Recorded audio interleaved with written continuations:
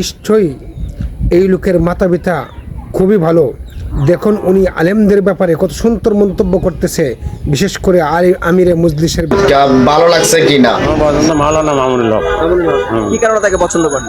সে একজন দেশের বিখ্যাত আলেম এবং তার বাবা একজন আল্লামা শাইখুল হাদিস ছিলেন। তার সন্তান, সে দিন এবং কোরআন হাদিস সম্পর্কে তার অনেক ধারণা আছে।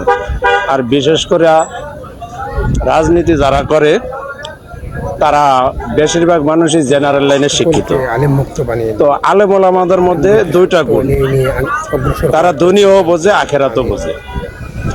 আর আপনারা আমরা যারা আছি, আমরা জেনারেল লাইনে যারা আমাদের অভিজ্ঞতা আছে, জানাশোনা আছে, লেখাপড়া আছে, আমরা শুধু বেশিরভাগই দুনিয়া সম্পর্কে জানাশোনা থাকে, বোঝা থাকে, আখেরাত সম্পর্কে কম বুঝি।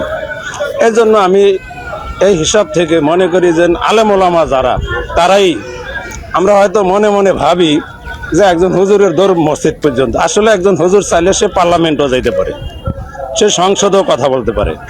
একজন হুজুর আপনি ইংলিশে লিখে দেন, যে জেনারেল লাইনে পড়ে সেও ওই ইংলিশ লেখা পড়তে পারে, একজন হুজুরও কিন্তু ইংলিশে পড়তে পারে।